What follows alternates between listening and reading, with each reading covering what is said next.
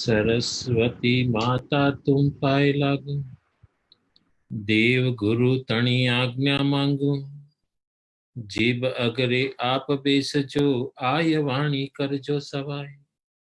आगो पाछो जो अक्षर थाय, पाप कर जो दोष जो थाय। कवि जन आगड़ मारी श्रीमती, दोष टाल जो माता सरस्वती। अखंड मंडलाकार, सचेत अचेत निराकार और आकार स्वरूप स्वामी सच्चिदानंद जी एवं सिद्धाश्रम के समस्त योगी, समस्त मातृशक्ति एवं समस्त देव शक्तियों को मेरा कोटि कोटि वंदन। आज हम भगवान शांतिनाथ भगवान का स्मरण करने के लिए यहाँ पर सभी उपस्थित हुए हैं।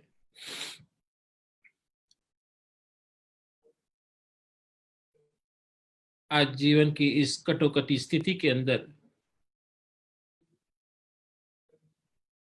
जहां पर कोरोना वायरस ने अपने पैर पसार कर पूरी पृथ्वी के ऊपर तांडव मचा रखा है, ऐसी ही परिस्थिति एक समय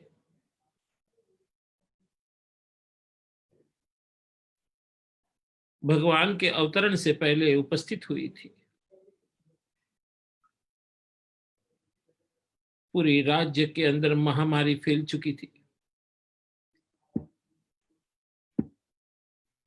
और महामारी इतनी प्रबल थी कि लाखों करोड़ों की संख्या में मनुष्य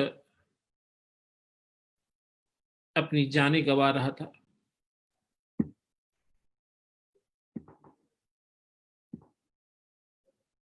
और उस समय इस पूरी धरती के ऊपर हाहाकार मचा हुआ था। अब जितने भी लोग लाइव पे आ रहे हैं वो पहले जल्दी आ जाए, क्योंकि मेरे को बार बार इधर देखकर उनको एडमिन करना पड़ता है। आप जल्दी आ जाते तो ज्यादा अच्छा रहता।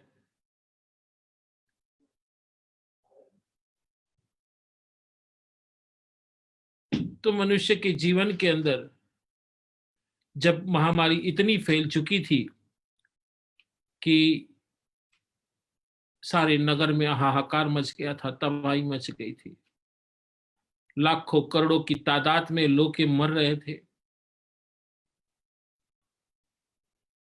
तभी उस नगर के अंदर राजा के, उस समय राज्य इक्ष्वाकु वंश के राजा विश्वसेन, उनके यहाँ एरिया देवी, जिनके गर्भ के अंदर भगवान का जीव रहा, उसी समय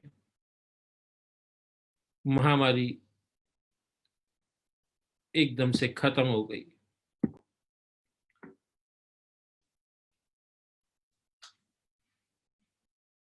और जैसे गर्भ में प्रभु का जन्म होता है, सारे नगर में शांति का माहौल तैयार हो जाता है। भगवान के ऐसे देखने जाओ तो भव बहुत हो चुके, 12 भव के अंदर भगवान शांतिनाथ जी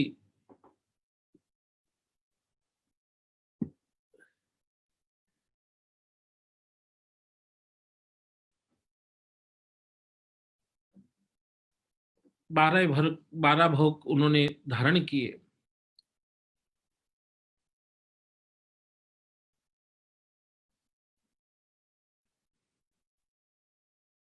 उसके पहले मैं भगवान की कथा सुनाने से पहले मैं आपको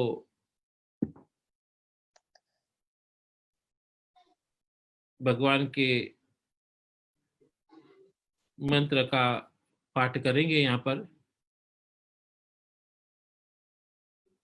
ओम ह्रीं श्रीं क्लीं अरहं श्री शांतिनाथाय पंचम चक्रेश्वराय सोलतीर्थंकराय महाबोधदायकाय कर्मशत्रु निवारकाय चतुर्दिशम् अतिशयधारकाय जस सौभाग्यदायकाय श्री शांतिनाथ शासन रक्षक गरुड़ यक्षाय निर्वाणी देव्यै नमो नमः।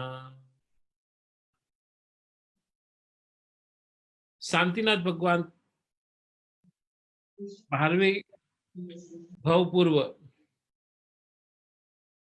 राजा श्रीशेन थे और मुनिक को आहार दान देने के प्रवास में भोग भूमि में गए थे। फिर देव हुए, फिर विद्याधर हुए, फिर वो देव हुए, फिर बलभद्र का जन्म हुआ, उनका देह हुआ, फिर वापिस देव हुए, फिर वंकायुद्ध चक्रवर्ती हुए। इस भव में इन्होंने दीक्षा ली थी और 1 वर्ष का योग धारण करके खड़े हो गए थे। तब उनके शरीर पर लताएं चढ़ गई थी, सर्पों ने वामी बना ली थी, पक्षियों ने अपने घोंसले बना दिए थे और ये वंकायुद्ध मुनिराज ध्यान में लीन रहते थे। अनंतर अहमिंद्र हुए, फिर मेघरथ राजा हुए। उस भव में उन्होंने दीक्षा लेकर घोर तपस्या करते हुए 16 कारण भावनाओं को चितवन किया और उनके प्रभाव से तीर्थंकर प्रकृति का बंधन किया। फिर वहां से सर्वार्थ सिद्ध में अरहमिंद्र हुए। फिर वहां से आकर जगत को शांति प्रदान करने वाले 16वें तीर्थंकर, 12वें कामदेव और पंचम चक्रवर्ती, ऐसे भगवान शांतिनाथ भगवान हुए। ऐसे भगवान के 12 भव शास्त्र के अंदर कहा गया है।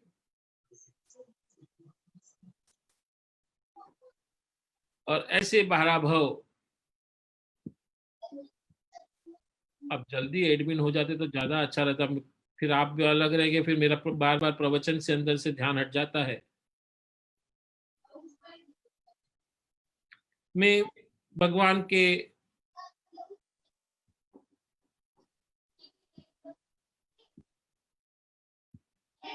बारह तो नहीं मगर 11वें भव का मैं आपको यहाँ पर उल्लेख करता हूं। मैं भगवान ने किस तरह 12वें भव के अंदर अपना जीवन व्यतीत किया। जम्बूद्वीप के पूर्व में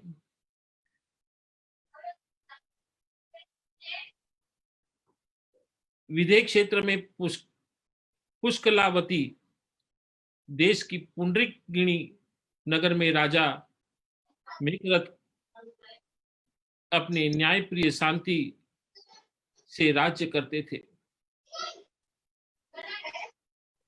समस्त प्रजा असीम सुख का अनुभव करती थी। चारों ओर राजा के गुणों का वर्णन होता रहता था। देवों में पृथ्वी पे हर जगह पे देखो तो राजा का वाहवाकार होता रहता था। सदा वरदान बंटता रहता था। भगवान की जय जयकारों से नगरी स्वर्ग के समान प्रतिभासित हो रही थी। इस प्रकार कितने ही दिवसों, मास और वर्ष व्यतीत हो गए। किसी समय कार्तिक मास का शुक्ल पक्ष आने पर राजा मेघरथ ने पूरे राज्य में घोषणा करवा दी कि कोई भी मनुष्य जीव की हिंसा नहीं करेगा और स्वयं भी तेला का नियम करके, तेला उसको कहते हैं कि जो 3 दिन के उपवास होते हैं, इसमें खाली जल लिया जाता है और कुछ जैसे हमारे अभी सभी जन कर रहे हैं। एक उपवास और एक पारणा, एक उपवास और एक पारणा। तो एक उपवास के अंदर खाली गर्म जल पिया जाता है। एक दिन धर्म सभा में भरी हुई थी, सारे राजा मंत्री गण सब बैठे हुए थे। उसी समय सभा के अंदर एक कबूतर राजा मेघरथ की शरण में आकर प्राणों की रक्षा हेतु विनती करता है, और वो स्पष्ट मनुष्य की भाषा में बोलने लगते हैं, हे राजन, मुझे मेरी प्राणों की रक्षा करो, मेरे प्राणों की रक्षा करो। उसके पीछे पीछे एक बाज पक्षी, जिसको हम गरुड़ भी कहते हैं, वो आता है। पर कबूतर कहते हैं कि हे राजन, मेरे पीछे एक बाज पक्षी पड़ा हुआ है जो मुझे मारना चाहता है।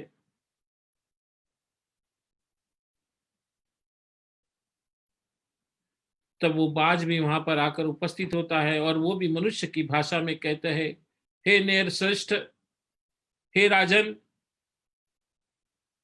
हे दानवीर, आप इस समय प्रत्येक प्राणी पर समता भाव धारण कर जिन पूजा में संलग्न है, अंत आपको मेरे ऊपर दया करके इस कबूतर को छोड़ देना चाहिए। यह मेरी भूख शांत करने वाला मेरा भोजन है, जिससे मैं अभी तड़प रहा हूं भूख के मारे। यदि आप उसकी रक्षा करोगे तो सुधा के कारण मेरी मृत्यु हो जाएगी, और मेरी मृत्यु की हिंसा का पाप आपको लगेगा।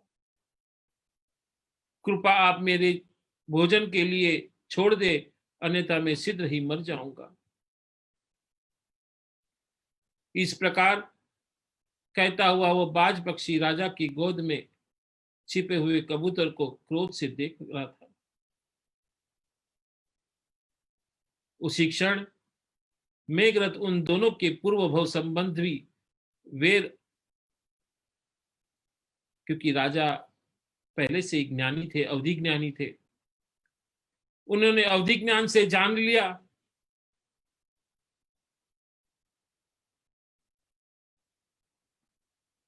और उन्हें सच्चा अहिंसा धर्म का पाठ पढ़ाते हुए, उपदेश देते हुए बाज पक्षी से कहने लगे, हे प्राणी, वेर की परंपरा जन्म जन्मांतर से आत्मा को दुख देने वाली होती है।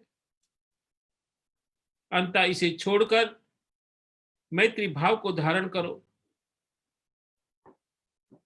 एवं जिन धर्म की शरण प्राप्त कर उच्च गति को प्राप्त करो।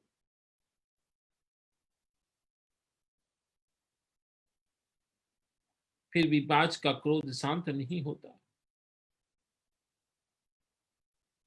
उसको देखकर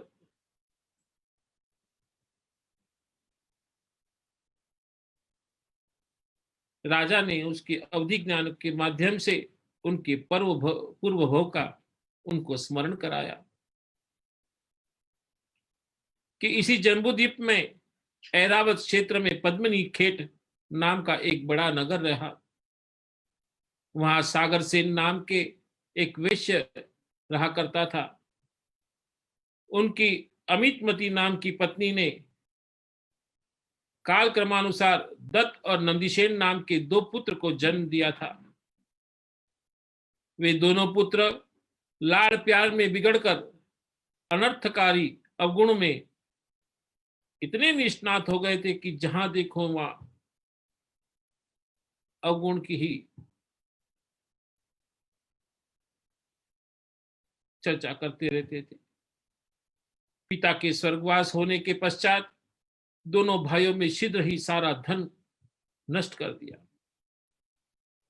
और निराधरता से व्याकुल होकर वे इधर उधर घूमने लगे। एक बार उन लोगों ने व्यापार करने के उद्देश्य से पिता के एक मित्र के पास से कुछ धन मांगा।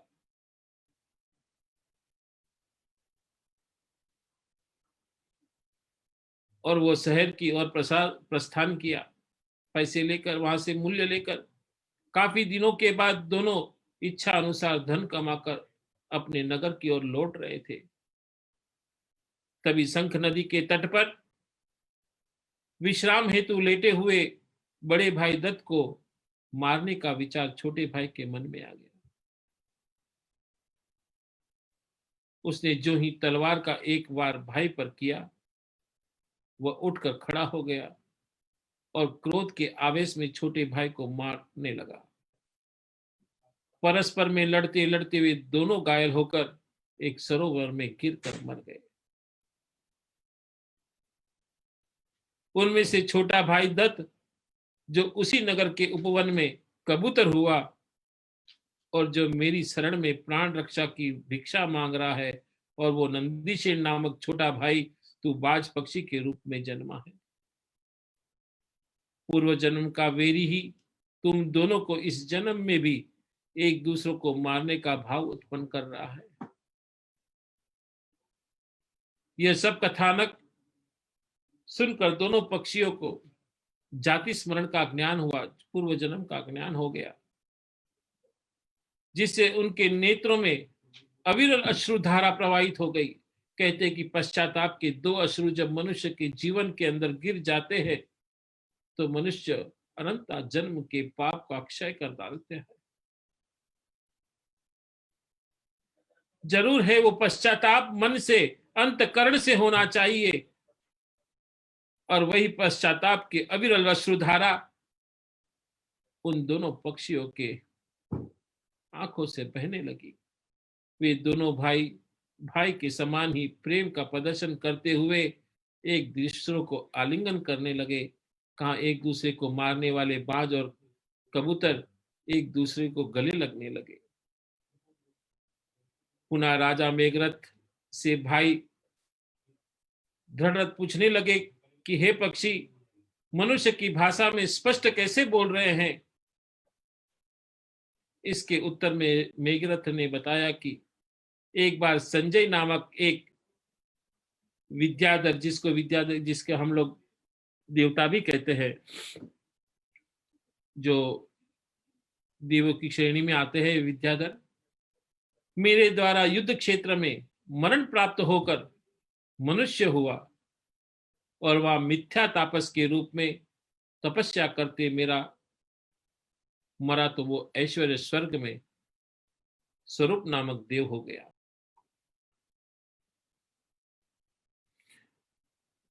यहां पर मैं जिस तरह बता रहा था कि संजय नामक एक विद्याधर जो युद्ध के क्षेत्र में मरण को प्राप्त होता है, वह मनुष्य होता है और वापस मरने के बाद मनुष्य जन्म लेकर मिथ्या तापस कहते हैं कि जो अघोर साधना होती है, और जो बुरे साधना के अघोर साधना करने के पश्चात, साधना कोई भी बुरी नहीं होती, बुरी होती है उसको पालन करने की। मिथ्या तापस में तुम किसी का भी बुरा करो उस साधना के माध्यम से, अपने तप के माध्यम से, उसको मिथ्या तापस कहते हैं कि रूप में तपस्या करते करते वो मर जाते हैं और ऐशान स्वर्ग के अंदर स्वरूप नामक देव हो जाते हैं। स्वर्ग में इंद्र द्वारा प्राणी रक्षा के विषय में मेरी प्रशंसा सुनकर यह देव वहां मेरी परीक्षा लेने अभिप्राय से आया है। तो सोचिए कि वो देवता लोग भी उस पक्षी के शरीर के अंदर ही अपना जीव रखकर राजा की परीक्षा लेने आते हैं। वो शरीर के प्रविष्ट होकर मनुष्य की भाषा बोलने लगते हैं और प्रेरित करते हैं। यह सुनकर वो देव भी वहां प्रकट होकर राजा मेघरथ की भूरी भूरी प्रशंसा करने लगते हैं और उनकी स्तुति और पूजा करके अपने स्थान को चले जाते हैं। बहुत कालांतर बीतने के बाद में वे दोनों पक्षी शांत भाव से मरकर भवनवासी देव हो जाते हैं। राजा मेघरथ अष्टाहिनक व्रत के पश्चात अपने महल में आ गए और धर्म ध्यान पूर्वक पुनः राज्य का सुचारू संचालन करने लगे। एक दिन धर्मधर नाम का तपस्वी मुनि राजभवन में आहार चर्या हेतु पधारे। आहार चर्या इसका अर्थ होता है कि भिक्षा मांगने, गोचरी लेने वहां पधारते हैं। राजा ने विधि पूर्वक उनके आवागमन करते हैं, उनसे विनती करते हैं, उनको आहार कराया। पुनः उनके महल में पंचाश्र वृष्टि होने लगी। यह सब वैभव आहार दान के पुण्य प्रभाव से राजा मेघरथ को प्राप्त होता है। सोचिए, किसी को भोजन कराने के पश्चात कितने फल की प्राप्ति होती है। किसी साधु संत को भोजन कराना, कि पंचाश्र वृष्टि की उनको प्राप्ति होती है। एक बार राजा मेघरथ को स्मशान भूमि में प्रतिमा योग पूर्वक ध्यानस्थ देखकर स्वर्ग में ईशानेन्द्र ने, जिसे हम इंद्र भी कहते हैं, उन्हें नमस्कार किया। उसे देखकर स्वर्ग की अप्सरा मेघरथ को ध्यान में विचलित करने हेतु प्रकट हो गई।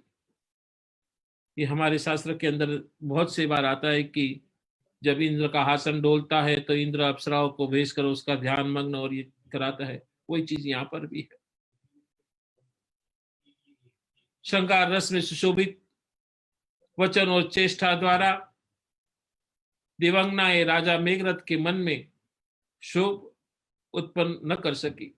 वो कितनी भी लालच देने लगी, क्योंकि जब अप्सरा है तो नाना प्रकार की सुगंधें फैलती है। वहां का वातावरण इतना मंत्रमुग्ध हो जाता है, मनुष्य काम वासना में आतुर हो जाता है। और ऐसी अप्सराएं भी राजा मेघरथ का ध्यान को विचलित न कर सकी। तब श्रद्धा से उन्हें नमस्कार करके अपने स्थान पर चली जाती है।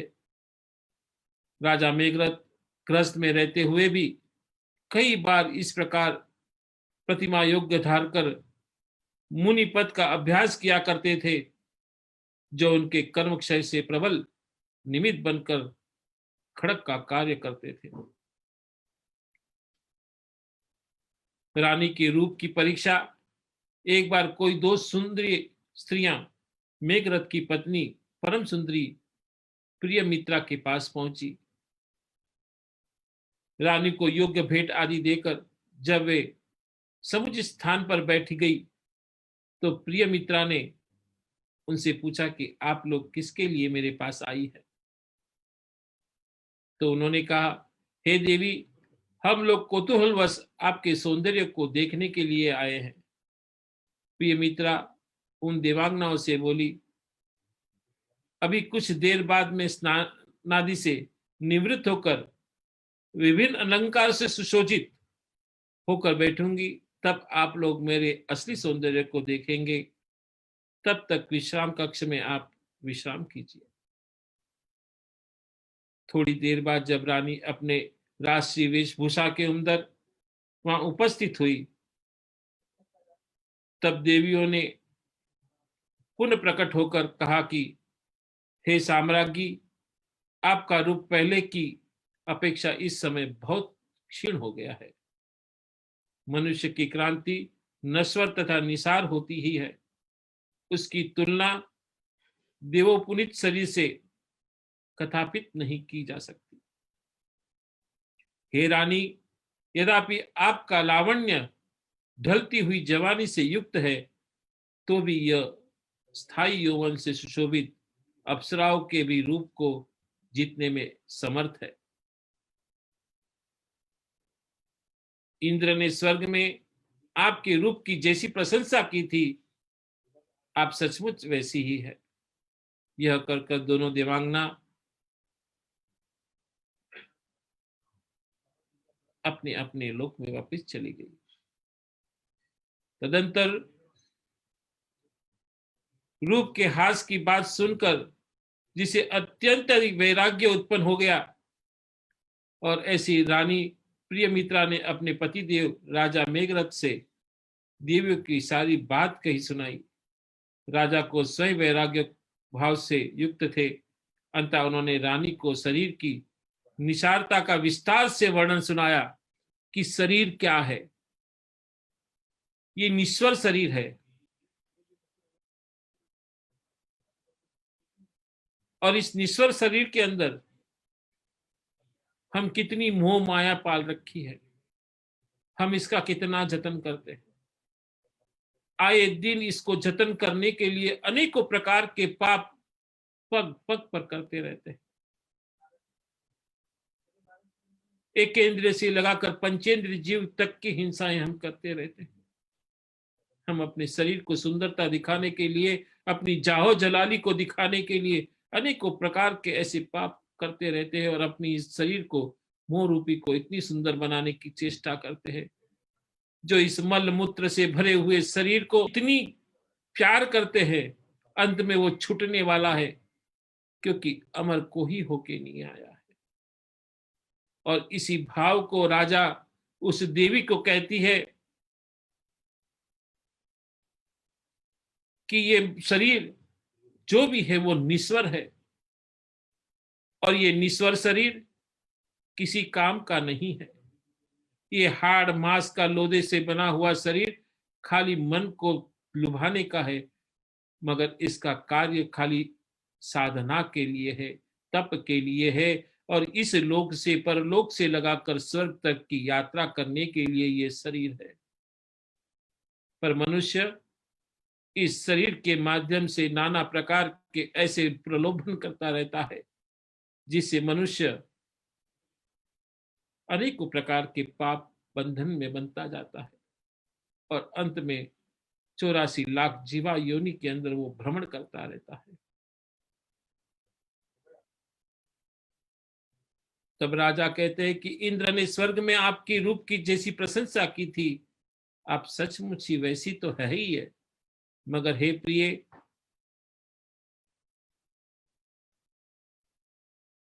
देवियों की सारी बात कर कर राजा ने वैराग्य की बात सुनाई। उन्होंने चारों गतियों में अनादिकाल से पंच परिवर्तन कर रहे हैं इन अनमोल चैतन्य आत्मा का स्वरूप बताया और कहने लगे, हे देवी, संसार में तप के समान आत्मा का दूसरा कोई हितकारी बंधु नहीं। सोच लिए क्या कहते हैं प्रभु, कि संसार के अंदर तप के समान आत्मा का दूसरा कोई हितकारी बंधु नहीं है। इसलिए भव्य जीवों को शक्ति के अनुसार सदा तपस्या में प्रवृत्ति करनी चाहिए, हमेशा तप करना चाहिए। जैसे हम वो भी उपवास कर रहे हैं, उस उपवास में एक दिन खाना, एक दिन उपवास होता है और एक उपवास का फल शास्त्र में कहा गया है कि 1000 करोड़ नारकी के बंधन को तोड़ता है एक उपवास। मगर उस उपवास में विधि विधान होनी चाहिए कि जिस दिन उपवास हो भगवान का स्मरण करना चाहिए, भगवान के मंत्र की माला करनी चाहिए, शास्त्रों का अध्ययन करना चाहिए, नहीं कि प्रमाद करना चाहिए। और जब ऐसा उपवास आप जो करते हो तो निश्चित ही 1000 करोड़ नारकी के बंधन को आप क्षय करते हैं।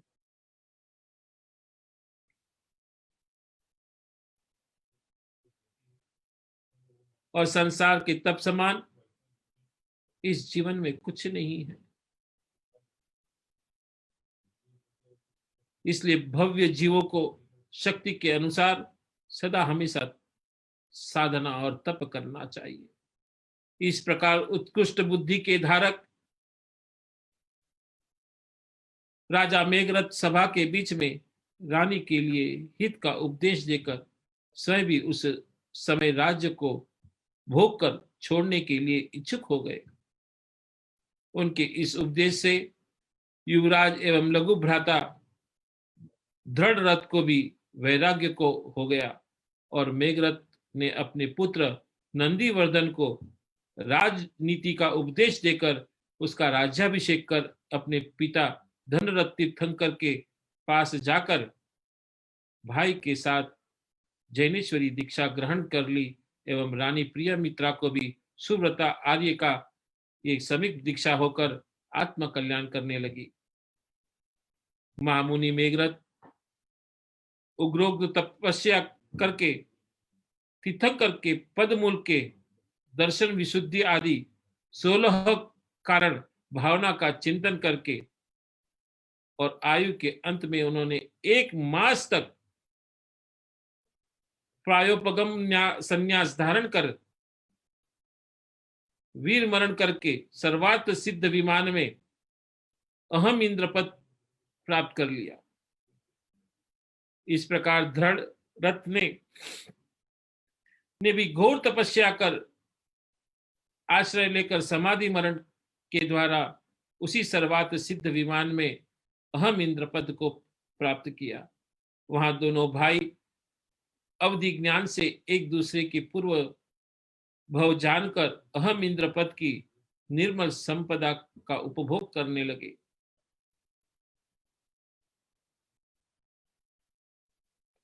और इस तरह राजा का यहाँ पर भगवान का 11वां जो जन्म था इस तरह यहाँ पे पूर्ण होता है। तो कहने का तात्पर्य यह है कि भगवान ने अपने 12 भव के अंदर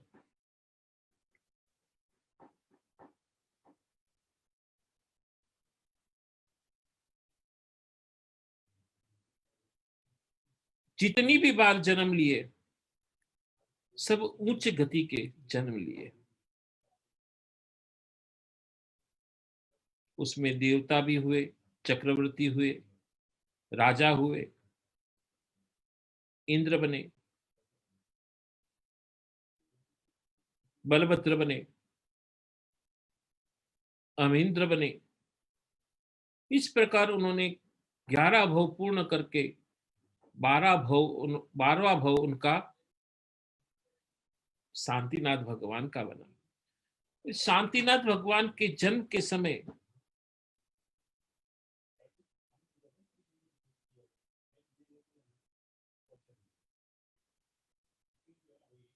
जब मनुष्य अति पीड़ा में थे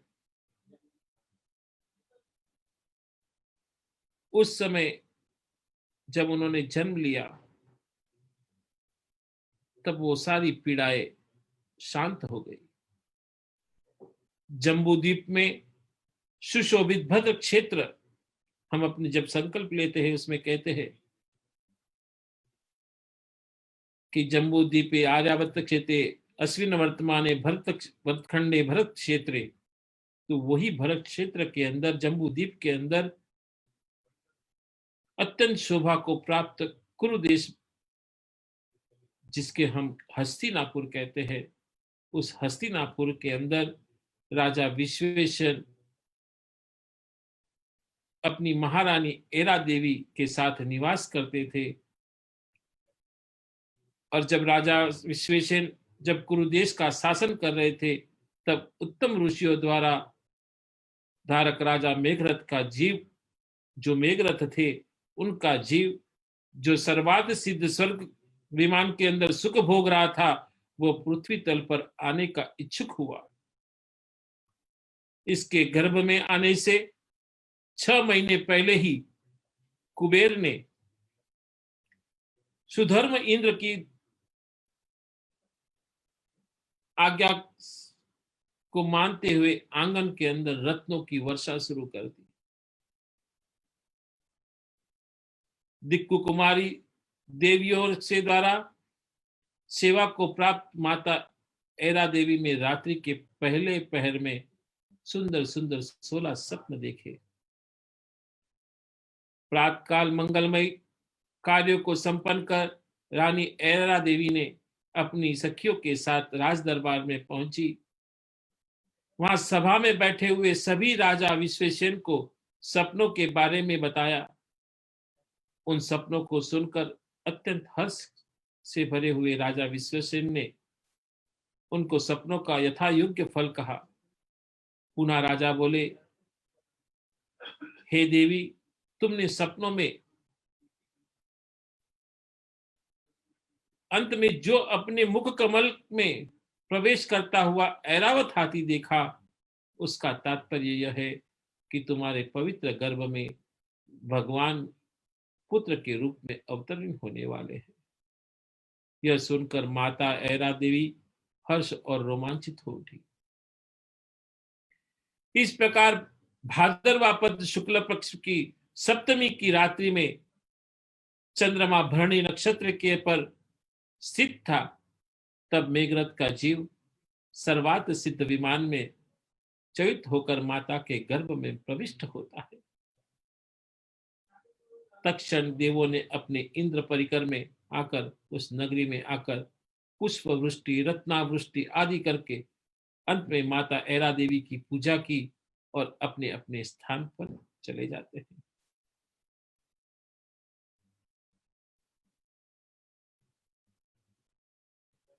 और माता के पवित्र गर्भ में से त्रिलोकीनाथ, क्योंकि वो तीनों लोकों के नाथ होने वाले हैं, उनको सारा ज्ञान था, इसलिए इनको यहाँ पर त्रिलोकीनाथ कहा गया है। कि ज्येष्ठ कृष्ण चतुर्दशी के दिन प्रातःकाल की मंगल बेला थी। सुंदर पक्षियों की किलकिलाहट हो रही थी।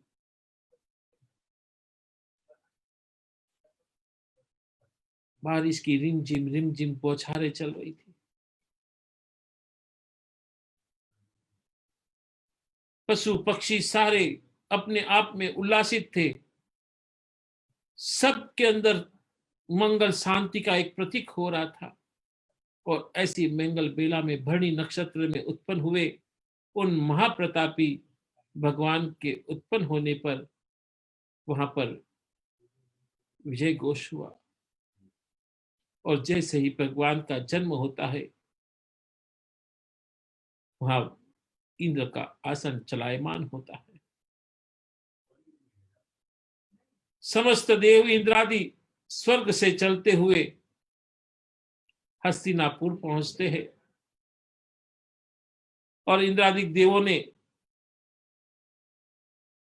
अपने अपने वाहनों से उतरकर, रथों से उतरकर राजा को अपना परिचय देकर मरुतुल्य राजभवन में प्रवेश किया। भगवान को देखकर उनके मुकुट श्रद्धा से झुक गए तथा मुख स्तोत्र से शब्दयान हो उठे।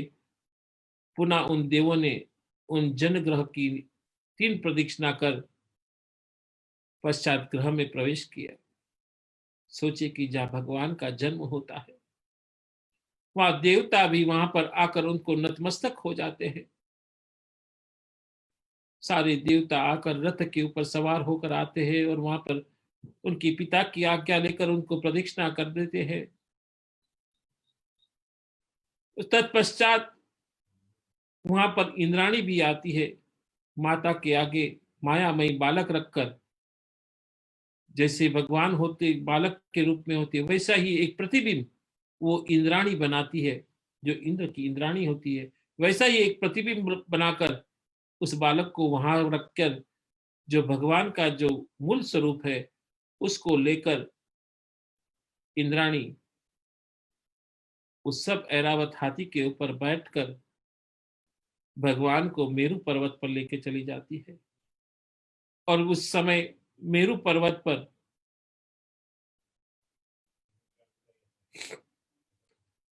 जो वहां पर भगवान इंद्र अपनी गोद में बिठाकर भगवान को अभिषेक करते हैं।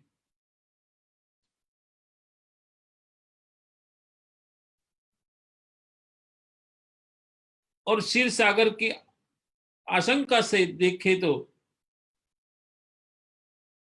जितने भी सागर है उन सागरों का जल लेकर प्रभु का अभिषेक करते हैं।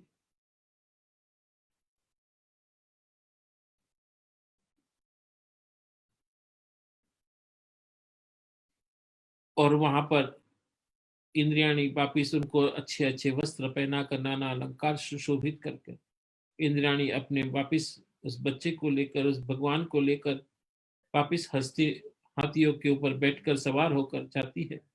वहां पर पहुंचकर मेरु पर्वत की ईशान दिशा के अंदर चंद्रकला के आकार वाला पांडुक नामक शिला से सिंहासन पर उन भगवान को श्रद्धापूर्वक विराजमान किया तथा रत्न में कलशों को धारण करते हुए समस्त इंद्र मेरु पर्वत से लेकर क्षीर सागर तक पंक्ति रुत से खड़े हो गए और पुनः इंद्र के क्रम क्रम से क्षीर सागर के जल से भरे हजारों कलशों को अपनी हजारों भुजा से लेकर भगवान का जन्माभिषेक किया जाता है। तत्पश्चात इंद्र ने जिन बालक की अनेक प्रकार से पूजा की, स्तुति की, तत्पश्चात वापस नगर की ओर प्रस्थान किया। अभी यहाँ पर देखने का योग्य यह है कि जो व्यक्ति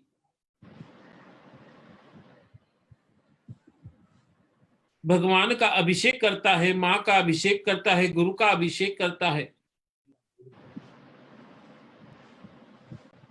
उसको बहुत ही पुण्य का लाभ प्राप्त होता है। कहते कि हजारों करोड़ों जन्म की जब पुण्याई होती है तब विधि विधान से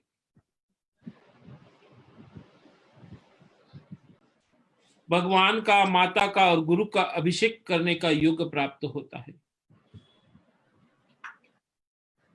तो सारे जब प्रभु को लेकर नगर के अंदर प्रवेश करता है, उनको सूचना मिलती है कि राजा विश्वेश्वर ने मांगलिक द्रव्यों को हाथ में लेने वाले राजा के साथ क्रम से 7 कक्षा में पार कर प्रभु की अवगामनी और भीतर से जाकर इंद्राणी ने जिन बालक को माता को सौंप दिया पुनः और तभी इंद्र ने उनका नाम शांति ये रखा।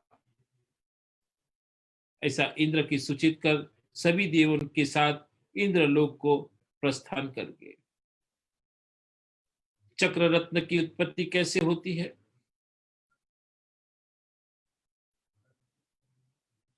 अथांत 10 अतिशयों से युक्त ऐसी शांति भगवान जीव के मनोरथ के साथ बढ़ने लगी।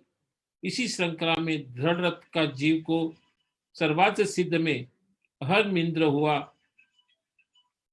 वह भी उन्हें विश्वसेन राजा की यशस्वती रानी के चक्रायुध नाम का यशस्वी पुत्र उत्पन्न हुआ। दोनों ही महापुण्यवान बालक साथ साथ में विचरते थे, खेलते थे, कूदते थे, अपनी क्रीड़ाएं करते थे।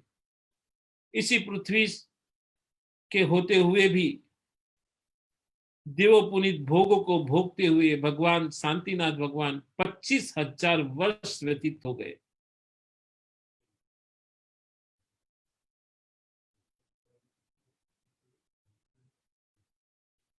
यथानंत किसी दिन शांतिनाथ भगवान सभा में मध्य स्थित में उसी समय शास्त्र के अध्ययन अर्थात सेनापति ने भगवान को नमस्कार कर सूचना दी कि हे प्रभु, आपकी आयुधशाला में चक्र रत्न उत्पन्न हुआ है। ऐसा सुनकर शांति भगवान पहले इसे इच्छित पुरस्कार देकर पश्चात भाई चक्रायुद्ध के साथ जाकर चक्र रत्न की पूजा की। तदंतर उनके पीछे आकर चक्र ने, रत्नों ने और निधियों के साथ 3 प्रदक्षिणा देकर शांति जिनेश्वर को समीप में नमस्कार किया। इस महिमाशाली दृश्य को देखकर देवों ने आकाश में प्रकट होकर आश्चर्य किया कि अधिकांश चक्रवर्ती जितने भी राजा हुए उनको नमस्कार करते हुए चक्र रत्न ही शांति जी भगवान को नमन करते हैं। कहते हैं कि जब चक्रवर्ती होते हैं तो 14 रत्नों की प्राप्ति होती है और वही 14 रत्न जो चक्रवर्ती होते हैं, वो चक्रवर्ती राजा उन जितने भी रत्न होते हैं उनकी प्रदक्षिणा लगाते हैं। पर यहाँ उल्टा हो रहा था कि राज 14 ही रत्न भगवान की प्रदक्षिणा लगा रहे थे। 6 खंड पर जो अपना अधिपत्य रखता है वो चक्रवर्ती होता है। एक दिन मंत्री और सेनापति ने विनय पूर्वक शांतिनाथ भगवान को निवेदन किया कि हे प्रभु, इस भरत क्षेत्र में भरत आदि 4 चक्रवर्ती हुए हैं। उन्होंने चक्र के रहते हुए भी कठिनाइयों से ही सबको वश में किया था, परंतु आप तो उस धर्म चक्र के नाते आप उनके नेता है, जिसका प्रभाव सटखंड में भी नहीं है, अपितु तीनों लोकों में भी अखिलित है। अंतः इस चक्र रत्न से उपरोध से ही आपको चक्रवर्तियों का क्रम जो दिग्गज आदि है वह करना चाहिए। इस प्रकार प्रभु से निवेदन कर तथा उनकी आज्ञा पाकर मंत्री और सेनापति ने दिग्विजय के लिए जोर से भेरी आवाज दी। तदंतर उसके पश्चात जिनके आगे आगे चक्र चलता रहा, वैसे प्रभु ने गजराज पर आरूढ़ हो नगर से निकलकर सर्वप्रथम पूर्व दिशा में उपवन प्रस्थान किया। वहां उन्होंने रत्न और लकड़ी से निर्मित महल का निवास किया। वहां सभा में बैठे हुए धीर वीर भगवान यद्यपि 3 ज्ञान के धारक वृद्ध जनों से पूर्व चक्रवर्तियों की कथा को सुनते हुए साधारण जन से समान आनंद लेते रहे। तदंतर दिन समाप्त होने पर वे बाह्य सभा को छोड़कर अभ्यंतर सभा में प्रविष्ट हुए। वहां उन्होंने प्रकर्ण और अनुरूप मंत्री और सेनापति से वार्तालाप कर पश्चात उन्होंने दिवाकर रात्रि का प्रारंभ भाग सघन होने पर निवास गृह में प्रवेश किया। पुनः रात्रि के 3 प्रहर बीतने पर शंखनाद हुआ। तब शांति भगवान यथा योग्य सत्कारों से राजाओं का सम्मान कर तथा जय पर्वत नामक हाथी पर सवार होकर दिग्विजय के लिए प्रस्थान किया। शांतिनाथ भगवान पूर्व पश्चिम और खंडों पर क्रम क्रम से विजय को प्राप्त करते हुए मध्यम खंड की ओर गए। तदंतर वहां के राजाओं के नायक आव्रत और चेलात के मेघमुख देवों के साथ आकर प्रभु को नमस्कार किया। पुन जिनके आगे आगे चक्र रथ चल रहा था, ऐसे शांति प्रभु के अग्रभाग में वन पुष्प मंजरियों को बिखरने वाले प्रसन्न व्यंतरों के साथ वृषभाचल की ओर प्रयाण किया और वहां ऐरा और विश्वसेन का पुत्र कौरववंशी काश्यप गोत्र शांतिनाथ तीर्थंकर और चक्रवर्ती हुआ। इस प्रकार राजेश्वर शांति जिनेश्वर ने पूर्व परंपरा से चला आया प्रशस्त लेख अपने हाथ से लिखा, और सो ठीक है, क्योंकि महापुरुषों का धन यश ही होता है। और इस प्रकार भगवान ने अपना जीवन व्यतीत कर रहे थे और भव्य जीवों ने उन शांति प्रभु की वर्तमान में छद्मस्त होने पर भी आगे प्रकट होने वाले अरिहंत के गुणों की कल्पना कर स्तुति की। इस प्रकार चक्रवर्ती के सुखों का उपभोग करते हुए 96,000 रानियों के साथ उन शांतिनाथ भगवान ने 25,000 वर्ष व्यतीत हो गए। तत्पश्चात किसी समय भगवान को वैराग्य जानकर सारस्वत लोकांतिक देवों के समूह ने आकर उन प्रभु को भक्ति पूर्वक नमस्कार किया तथा उनकी अनेक प्रकार से स्तुति की, जिनकी कीर्ति रूपी निधि लोक के अंत तक विद्यमान थी।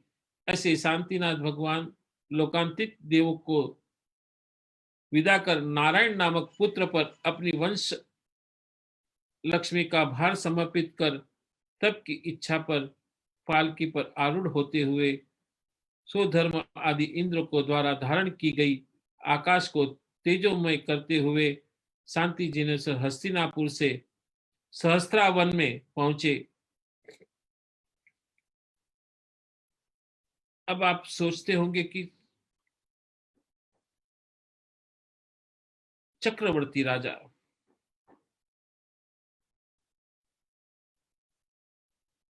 और चक्रवर्ती राजा के कितने भी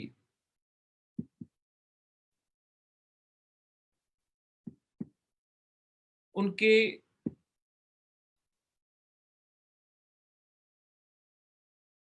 शरीर स्वर्णमय था भगवान का,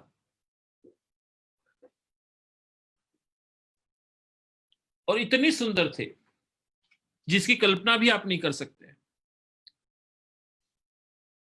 कामदेव के स्वरूप इतने सुंदरता से इतने सुंदर थे। 40 धनुष्य का उनका शरीर था। एक धनुष्य 6 फीट का होता है, तो 40 फीट था, 6 चौक 24, 240 फीट की उनका शरीर था। और उनकी आयुष्य 1 लाख वर्ष की थी। तो सोचिए कि 1 लाख वर्ष की आयुष्य के अंदर उन्होंने चक्रवर्ती, 5वें चक्रवर्ती का कार्य संभाला। और चक्रवर्ती के अंदर क्या सुख सुविधाएं होती है, क्या क्या प्राप्ति होती है। शास्त्र के अनुसार उनकी 96,000 रानियां थी, 84 लाख हाथी थे, 360 रसोइये थे, 84 करोड़ सैनिक थे, 28,000 वन थे, 18,000 मंडलिक राज्य थे, 360 राजवैद्य थे, 32,000 अंगरक्षक देव थे, 32 चमर ढोने वाले, 32,000 मुकुटबंद राजा थे, 32,000 सेवक देव थे, 16,000 खेत थे, 56,000 अंतदीप थे, 4,000 मठ थे, 32,000 देश थे, 96 करोड़ ग्राम थे, 1 करोड़ हंडे थे, 3 करोड़ गायें थी, 3 करोड़ 50 लाख बंधु बांधव थे, 10 प्रकार के दिव्य भोग थे, 9 निधियां थी और 24 रत्न थे, 3 करोड़ थालियां आदि संपदा, ऐसा बहुत माना जाता है।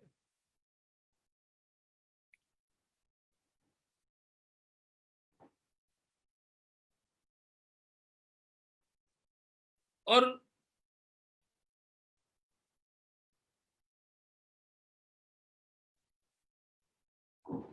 इस अकुत संपदा के मालिक रहे राजा शांतिनाथ भगवान सैकड़ों वर्ष तक पूरी पृथ्वी पर न्यायपूर्वक शासन किया। तभी एक दिन वे अपने ज्ञान के अंदर देखते हुए उनको वैराग्य की अंदर उत्पन्न हुआ।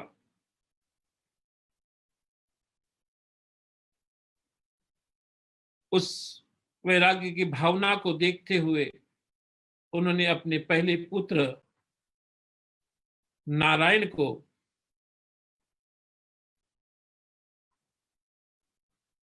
राजपाट सौंपकर दीक्षा अंगीकार कर ली। पौष शुक्ल दशमी को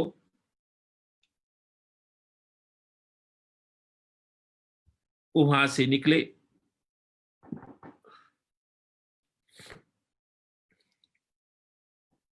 और ऐसी कथा बहुत सारी लंबी है, मैं आपको शॉर्ट में, क्योंकि शांतिनाथ भगवान की जितनी स्तुति की जाए उतनी कम है।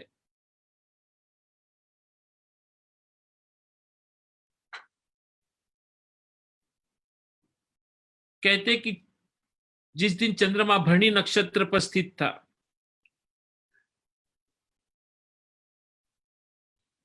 उस समय 2 दिन के उपवास और नियम लेकर निष्ठा पूर्वक दीक्षा ग्रहण की।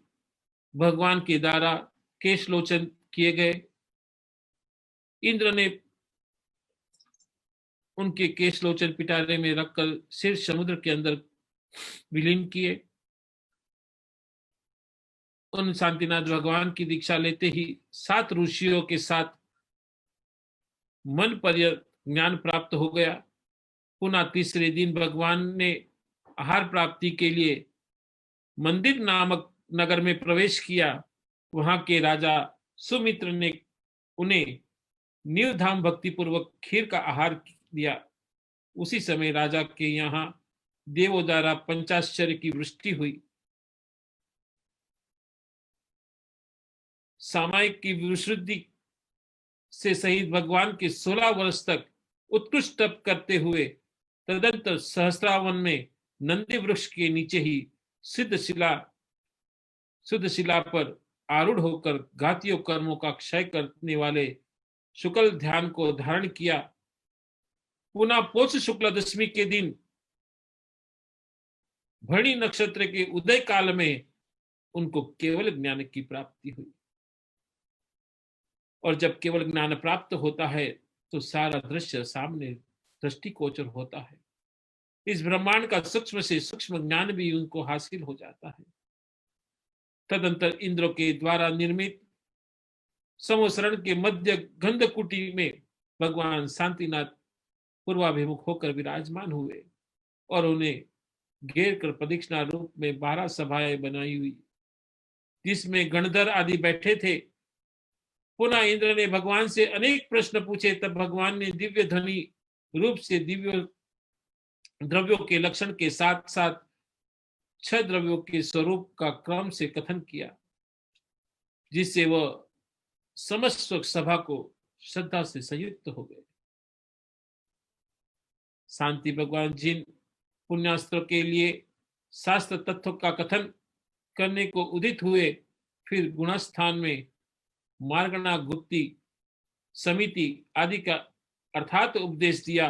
पुनः इच्छा से रहित शांति भगवान विहार करने रहे, इसलिए समस्त लोक में शांति प्रवर्तमान हुई। इस प्रकार सर्व दिशाओं में प्रस्थान किया। नगाड़ा शब्द करने लगे। क्रम क्रम से विहार करते हुए उन शांतिनाथ भगवान ने तत्पश्चात 16 वर्ष सहित कुछ कम 20,000 वर्ष तक भव्य जीवों को संबोधित करने के लिए विहार किया। अंत में जहां अजितनाथ आदि तीर्थंकर ने निर्वाण प्राप्त किया था, ऐसे समस्त शिखर पर्वत पर जाकर प्राणी समूह के मध्य समीचीन धर्म का सार स्थापित करके 1 मास का योग धारण किया। तत्पश्चात श्रेष्ठ गुणों से सहित कृत्य शांति जी ने ज्येष्ठ कल्याण चतुर्दशी के दिन प्रदोष समय के व्यतीत होने जाने वाले भरणी नक्षत्र के अंदर समस्त कर्म समूहों का क्षय कर शांति भाव से लक्ष्मी नाम से प्रसिद्ध उत्कृष्ट सिद्ध पद को प्राप्त हुए। तक्षण इंद्रादि देव निर्वाण कल्याण की पूजा के लिए श्रेष्ठ समझ शिखर पर आए, और यदि भगवान का शरीर बिजली के समान तत्कालिक विलीन हो गया, तथापि अग्नि कुमारों देवों ने शरीर का प्रतिनिधित्व बनाकर अग्निशिखा का ज्वाला रूप लाल कमलों के द्वारा उनकी पूजा की। इस प्रकार पंच कल्याण विभूति के संबंध 16वें तीर्थंकर, पंचम चक्रवर्ती, 12वें कामदेव श्री शांतिनाथ भगवान पावन चरण कलमों में मेरा शत शत कोटि प्रणाम। ऐसे भगवान श्री शांतिनाथ भगवान सभी जीवों को सुखी करते हैं और इस धरती के ऊपर सभी जीवों को शांति देने में शांतिनाथ भगवान सबसे अहम भूमिका निभाते हैं। क्योंकि शांतिनाथ भगवान के मन पूर्वक जो श्रद्धा पूर्वक इनके मंत्र की आराधना की जाए, इनके स्तोत्र की पाठ किया जाए, तो निश्चित ही रोगी भी रोग निवृत्त हो जाता है, मन के अंदर शांति होती है, शत्रुता अपनी शत्रुता भूल जाता है। राज दरबार में, कोर्ट कचहरी में जितने भी काम है वो आपके पक्ष में लगने लग जाते हैं। ऐसे भगवान शांतिनाथ भगवान, उनका यहाँ पर आज स्तोत्र का पाठ करेंगे। स्तोत्र का पाठ, क्योंकि मैंने आपको जो भी कथा सुनाई संक्षिप्त में सुनाई, किस दिन ऐसा हुआ तो मैं आपको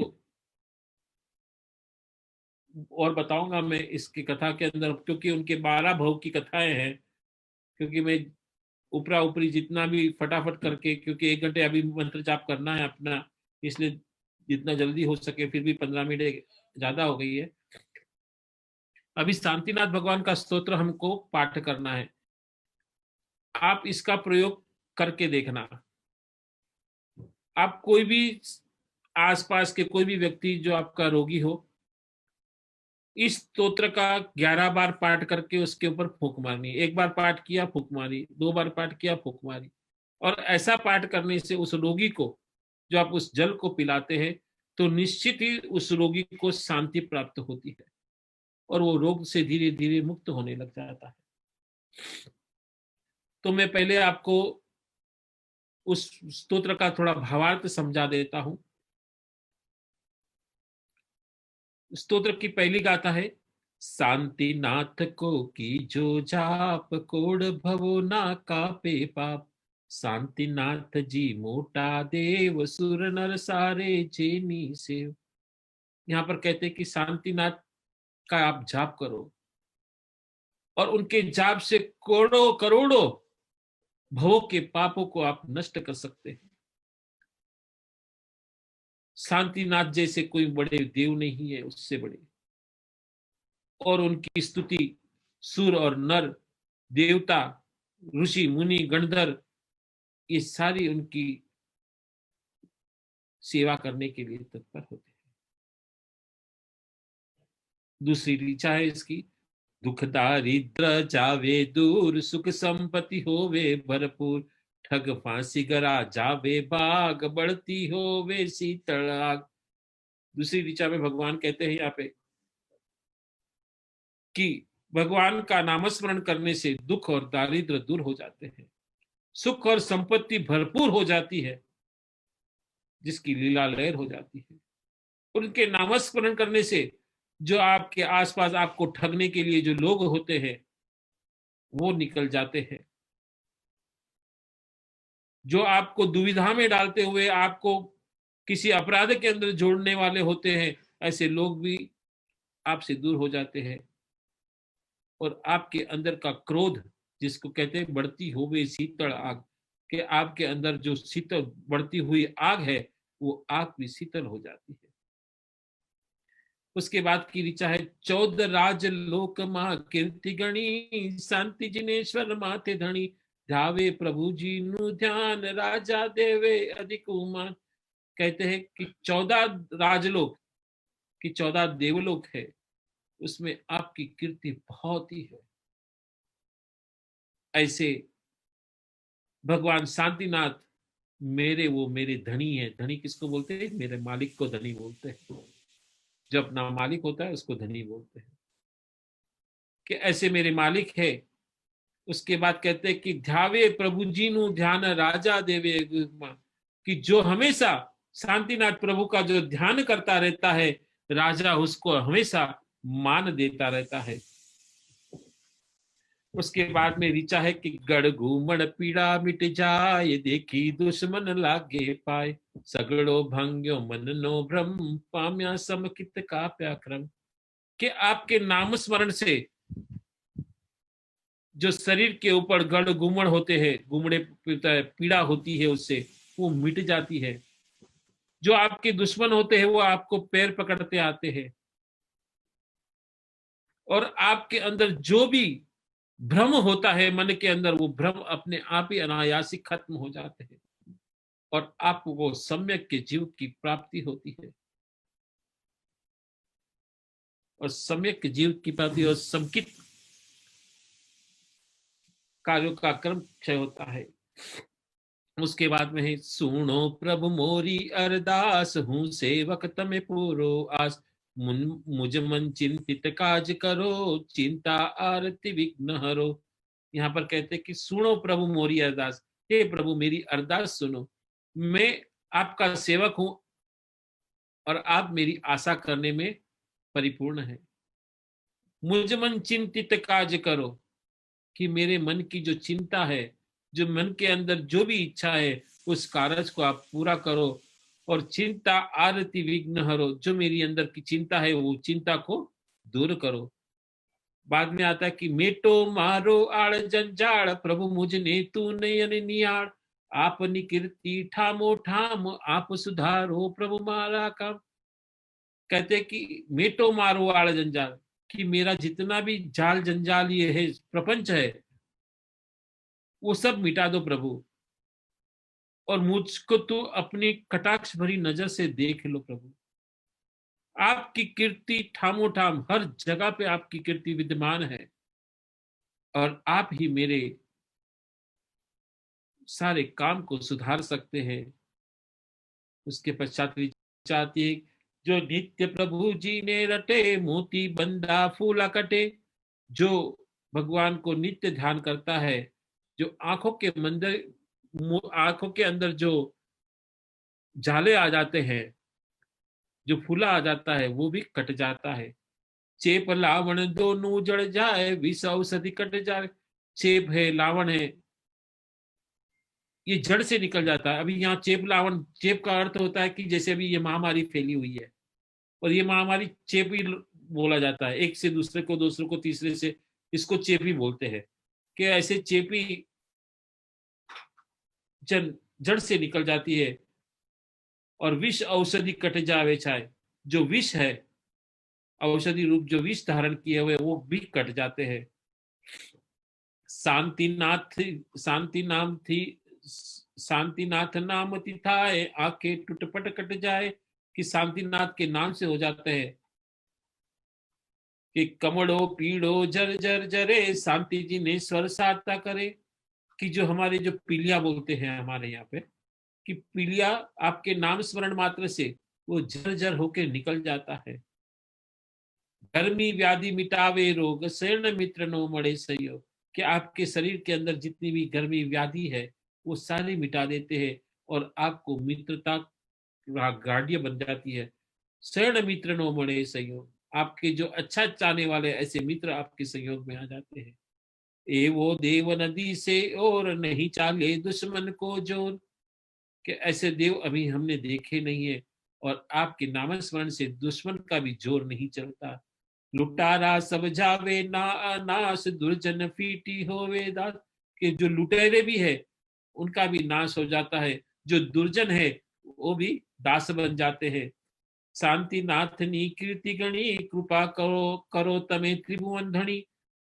कि शांतिनाथ की कृपा कीर्ति बहुत है, और ऐसे भगवान जो त्रिभुवन के स्वामी है, मुझ पर कृपा करो। मैं हाथ जोड़कर आपसे विनती करता हूं कि मैं आपसे कोई भी बात छुपा के नहीं रखूंगा। आप सभी कुछ देख रहे हैं, कि देखो देख ही रहा छो पोते आप, काटो प्रभु जी मारा पाप। कि आप सब कुछ देख रहे हैं, मेरे पापों को क्षय करे। मुझ मन चिंतित कर जो काज, राखो प्रभु जी मारी लाग। कि मेरे मन के जो चिंतन है, जो इच्छा है, जो किसी भी चीज की, वो पूरी करो। हे प्रभु मेरी लाज रखो। तुम संग जग माही नहीं कुम त्वजवाती साता है। हे प्रभु तुम्हारे जैसा इस जग में कोई नहीं है। तुमको भजने से हमेशा शांति प्राप्त होती है। तुम पास चले ना मर की रोग, तावत जेरो ना के तोड़। मारी मिटाई की दी प्रभु शांत, तुझ गुणों नहीं आवे अंत। कहते हैं कि तुम पास चले ना मर की रोग। कोई भी प्रकार का ताप, रोग, किसी भी प्रकार का रोग हो, किसी भी प्रकार का ज्वर हो, वो हमेशा तोड़ डालता है। और मेरे सारे रोगों को नष्ट करने वाले हे प्रभु शांतिनाथ, आपके गुण अनंत है, आपके गुण का कोई अंत नहीं है। बाद में कहते हैं, तुमने समरे साधु सती, तुमने समरे जोगी यति। काटो संकट राखो मान, अविचड़ पद नु आपो स्थान। कि आपको साधु सती संत जोगी यति सभी को आपका स्मरण करते हैं। है ऐसे है प्रभु, मेरे संकट को राखो, मेरे जितने भी संकट है उसको काट दो प्रभु, कि अविचल पद नु आपो स्थान, कि मुझे उस पदम पद को प्राप्त करवा दो। कि संवत 1894 जान, संवत 1894 के अंदर राजस्थान के अंदर, मेवाड़ के अंदर इस स्तोत्र की रचना की है, जिसमें जावर चैत्र मास, जावरा के अंदर चैत्र और चैत्र मास का महीना था। और ऐसे प्रभु मैं आप चरणों का दास हूं। इस स्तोत्र की रचना करने वाले ऋषि रघुनाथ जी ने ऐसा छंद किया है। और हे कहते हैं कि ऋषि रघुनाथ जी कहते हैं कि मेरे फंद को काट दो, हूं जो प्रभु, मैं प्रभु जी मैं आपकी राह देख रहा हूं, मुझे आरती स्वीकार, कि मुझे आपकी आरती से सहित काट दो। ऐसे प्रभु को मैं बार बार नमन करता हूं। तो अभी मैं इसी स्तोत्र का बार बार पाठ करूंगा, आपको भी मेरे साथ में करना है। शांतिनाथ को की जो जाप, कोड़ भवो ना कापे पाप। शांतिनाथ जी मोटा देव, सुर नर सारे जेनी सेव। दुख दारिद्र जावे दूर, सुख संपत्ति होवे भरपूर। ठग फांसी गरा जावे भाग, बढ़ती होवे शीतल आग। 14 राजलोक मां कीर्ति गणी, शांति जिनेश्वर माथे धणी। जो ध्यावे प्रभु जी नो ध्यान, राजा देवे अधिक मान। गढ़ घूमड़ पीड़ा मिट जाए, देखी दुश्मन लागे पाए। सगड़ो भांग्यो मन नो भम, पाम्या समकित का प्याक्रम। सुनो प्रभु मोरी अरदास, हूँ सेवक तमें पूरो आस। मुझ मन चिंतित काज करो, चिंता आरती विघ्न हरो। मेटो मारो आड़ जंजाड़, प्रभु मुझने तू नयन नियाड़। आपनी कीर्ति ठामो ठाम, आप सुधारो प्रभु मारा काम। जो नित्य प्रभु जी ने रटे, मोती बंधा फूला कटे। चेप लावन दोनों जड़ जाए, विष औषधि कट जावे छाए। शांतिनाथ नाम थिथाए, आंखें टूट पटल कट जाए। कमड़ो पीड़ो जर जर जरे, शांति जिनेश्वर साता करे। गर्मी व्याधि मिटावे रोग, शरण मित्र नो मणे सहयोग। एवो देव नदी से और, नहीं चाले दुश्मन को जोर। लुटारा सब जावे भा, नाश दुर्जन फीटी होवे दास।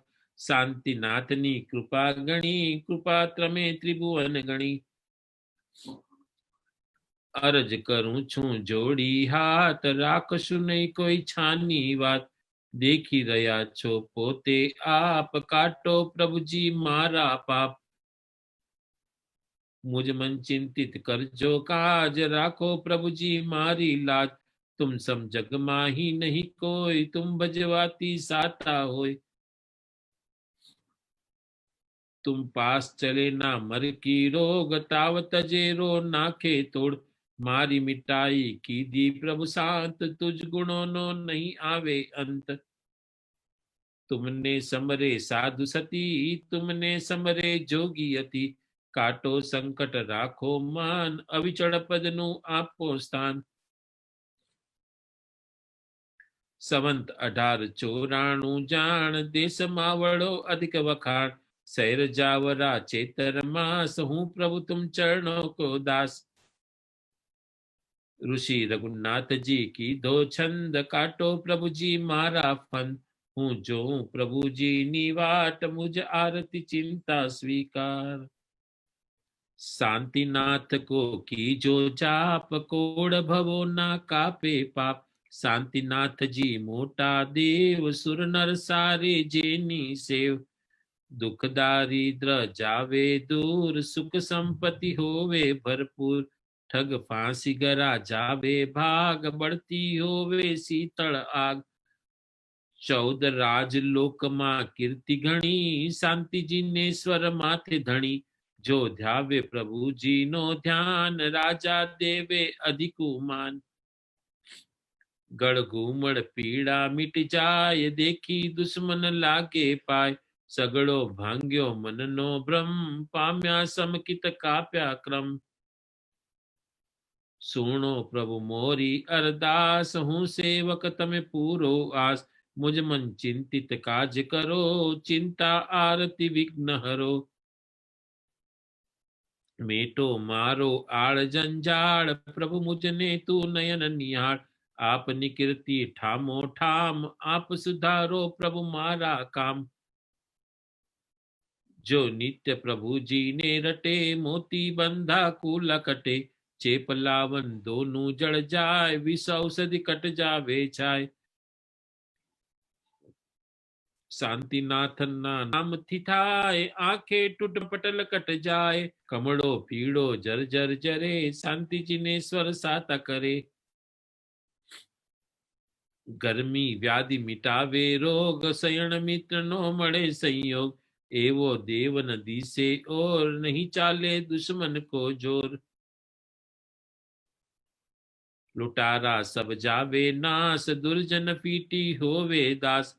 शांतिनाथनी कीर्ति गणी, कृपा तमे त्रिभुवन गणी। अरज करूं छू जोड़ी हाथ, राख सुने कोई छानी बात। देखी रया छो पोते आप, काटो प्रभु जी मारा पाप।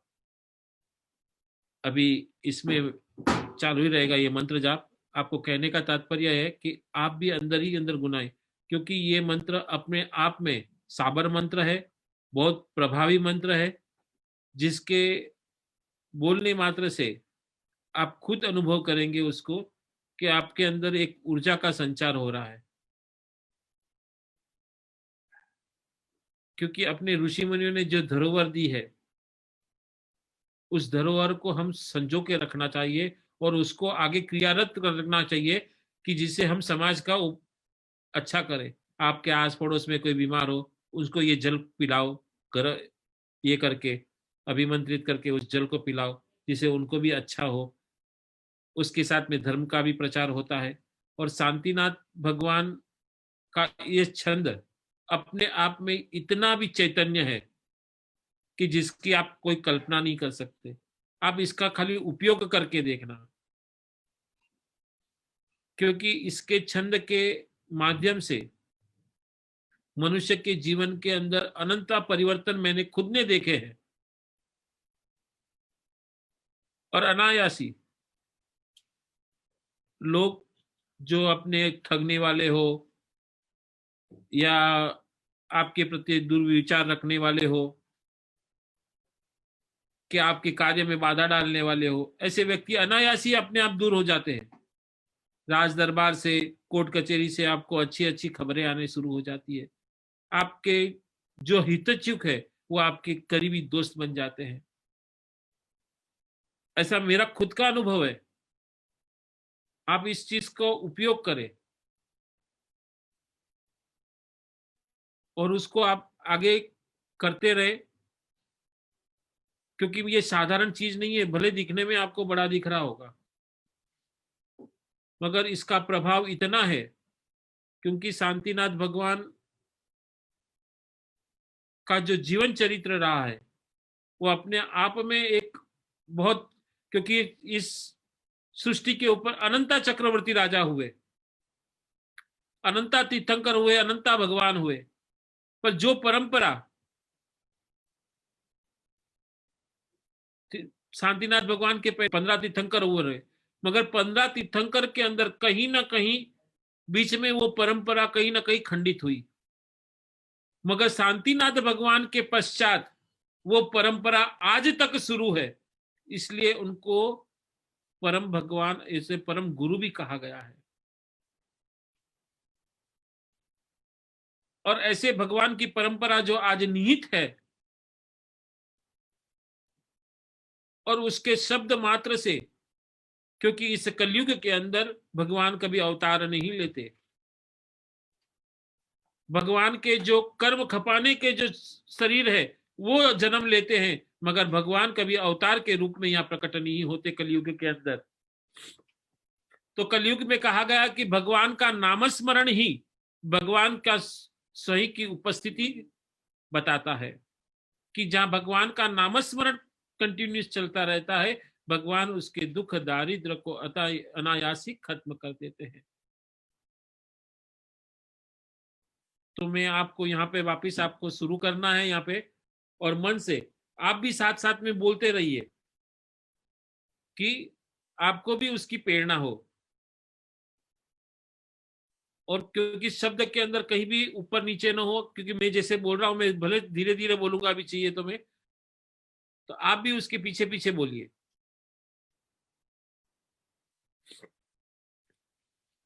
अभी जैसे ही पूरी रिचार्ज पूरी होती है, मैं वापस आपको बोलता हूँ।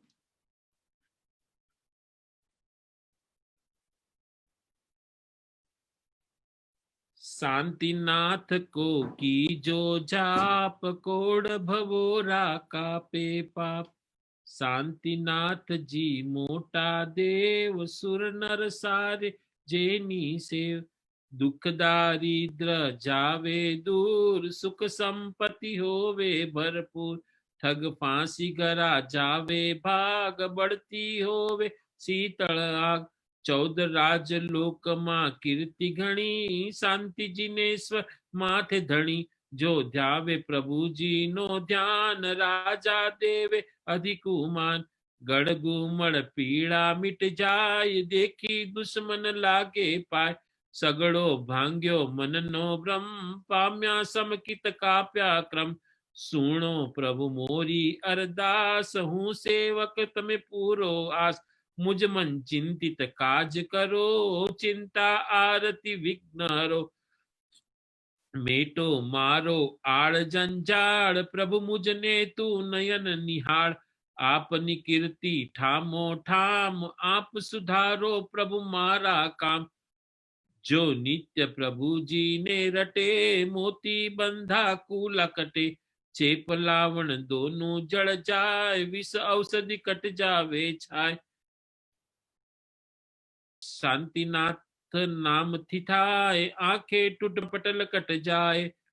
कमड़ो पीड़ो जर जर जरे, शांति जिनेश्वर साता करे।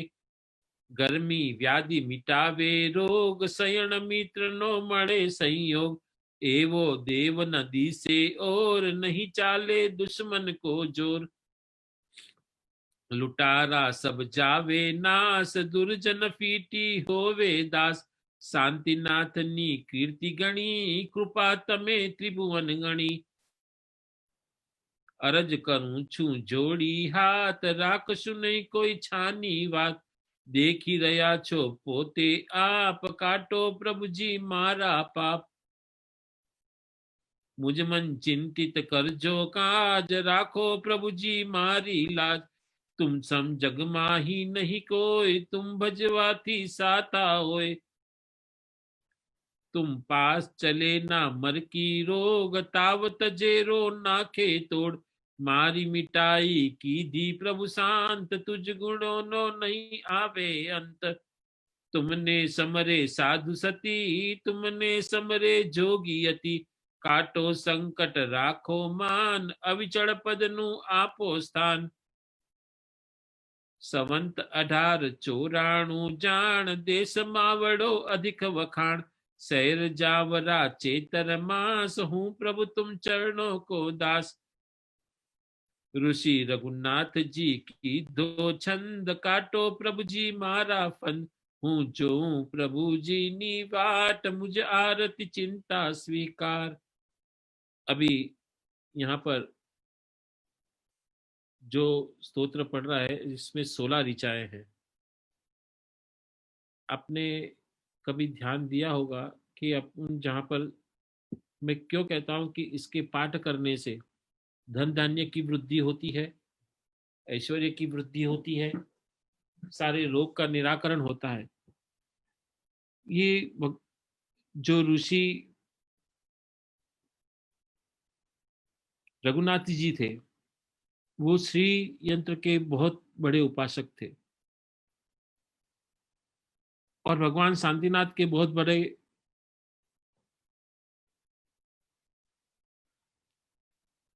अधिष्ठिता थे।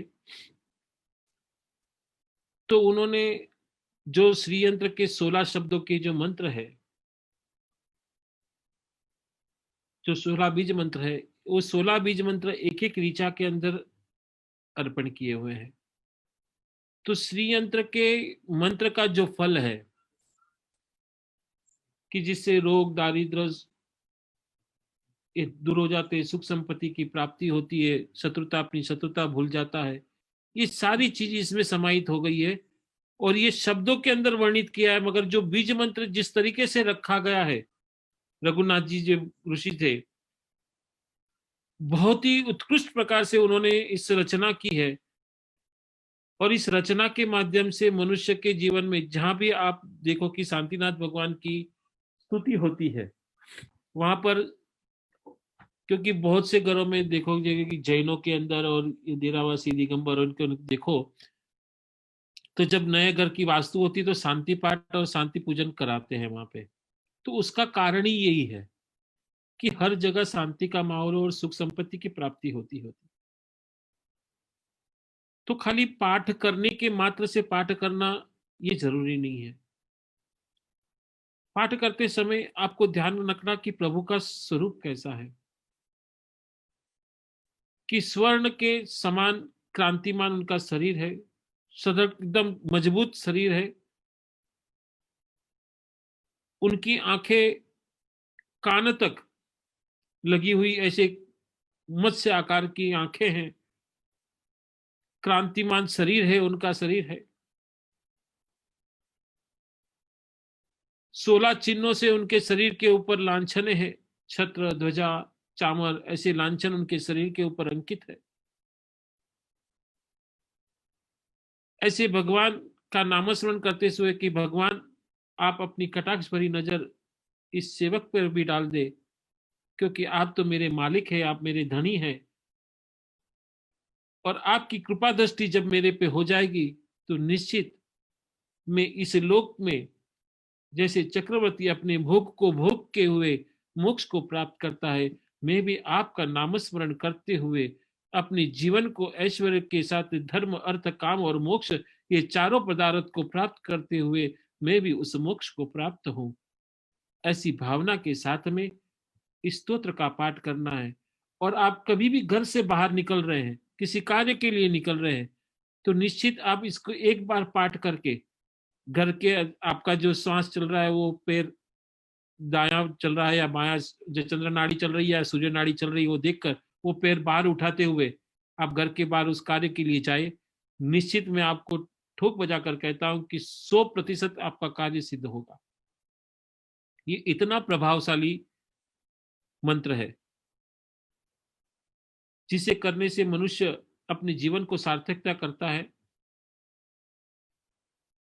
तो दिन में कम से कम सुबह और शाम को एक एक बार इसका पाठ और पठन होना ही चाहिए। और ये अपने बच्चों को भी सिखाए, जिससे उनके जीवन के अंदर भी वो आगे बढ़ सके। ये अपनी सीमित ही नहीं रखना है, क्योंकि षोडशी का मंत्र ये अपने तक सीमित रखने के लिए मैंने कहा था, क्योंकि वो शास्त्र का अनुमान है। ये साबर मंत्र है, साबर मंत्र के लिए कोई भी शास्त्र के अंदर ऐसा कोई विकल्प ये नहीं कहा गया है कि इसको गुप्त रखा जाए।